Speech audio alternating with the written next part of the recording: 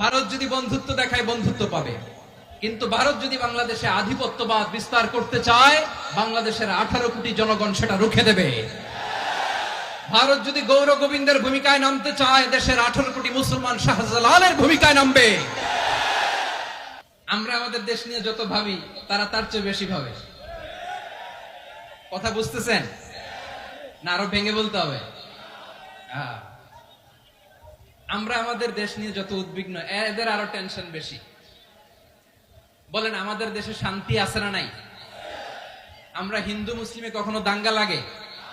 আসতে বলেন, কেন লাগে?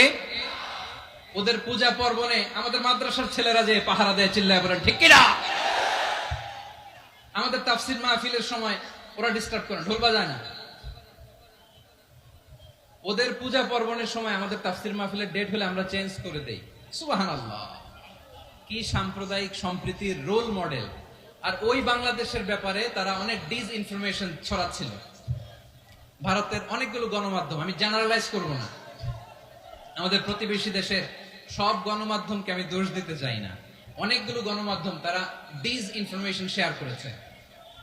ডিসইনফরমেশন আর মিস ইনফরমেশনের পার্থক্য আছে। মিস ইনফরমেশন না জেনে ভুল বুঝে একটা মিথ্যা বা ভুল তথ্য ছড়িয়ে দেয়া, এটার ক্ষমা আছে, এটার কি আছে। আর ডিসইনফরমেশন মানে ইচ্ছা করে, প্ল্যান করে, ম্যাপ করে, ছক এঁকে মিথ্যা, গুজব, রটনা সোশ্যাল মিডিয়ায় ছড়ানো, এটার ক্ষমা আছে? আওয়াজ করে বলেন, ক্ষমা আছে? ভারতের কিছু গণমাধ্যম তাই করেছে।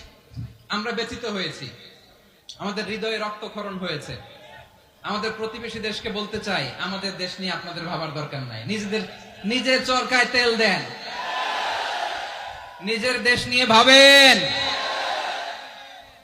গত মাসের ভয়েস অফ আমেরিকার রিপোর্ট, বাংলাদেশে সংখ্যালঘু জনগোষ্ঠী আগের চেয়ে বেশি নিরাপত্তা পাচ্ছে। Report voice of America, Muslim report নাকি? মুসলিম জরিপ, ভয়েস অফ আমেরিকা। কথা বুঝে নাই বোধহয়। ভয়েস অফ আমেরিকা কি আমাদের রিপোর্ট না? ভয়েস অফ আমেরিকার জরিপ, বাংলাদেশের সংখ্যালঘু জনগোষ্ঠী আগের চেয়ে ভালো নিরাপত্তা পাচ্ছে। শুধু এখানেই শেষ না, মাইক্রোসফটের একটা জরিপ শোনাই আপনাদেরকে। তারা সারা পৃথিবীতে গুজব, ভুয়া আর মিথ্যা নিউজ ছড়ানোতে কোন দেশ সেরা একটা রিপোর্ট করেছে। এর মধ্যে 1 নম্বরে এসেছে ভারতের নাম। মাইক্রোসফট তো মুসলমানরা চালায় না? কথা বোঝে নাই বোধহয়।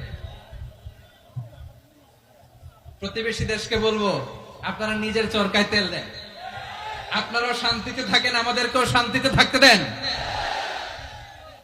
সব চেঞ্জ করা যায়, প্রতিবেশী চেঞ্জ করা যায় না।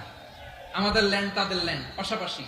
আমরা চাই তারাও সুখে থাক, আমরাও সুখে থাকি, ঠিক কিনা? কিন্তু প্রতিবেশী হলে বন্ধুত্বপূর্ণ আচরণ করতে হয়। প্রতিবেশী যদি বন্ধু না হয়ে প্রভু হতে চায়, এরকম দানব প্রতিবেশী কেউ চায় না। ভারত যদি বন্ধুত্ব উপহার দেয়, আমরাও বন্ধুত্ব দিব। কি বলেন? তারা যদি বন্ধু সুলভ আচরণ করে, আমরাও বন্ধুত্ব উপহার দেব। কারণ আমাদের পররাষ্ট্র নীতি হচ্ছে সবার সাথে বন্ধুত্ব, কারোর সাথে বৈরিতা নয়। আলহামদুলিল্লাহ বলেন, কত চমৎকার পলিসি আমাদের।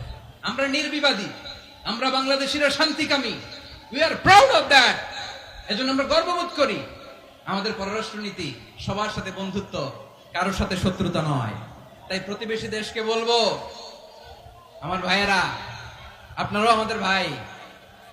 বন্ধুত্ব দিলে বন্ধুত্ব পাবেন।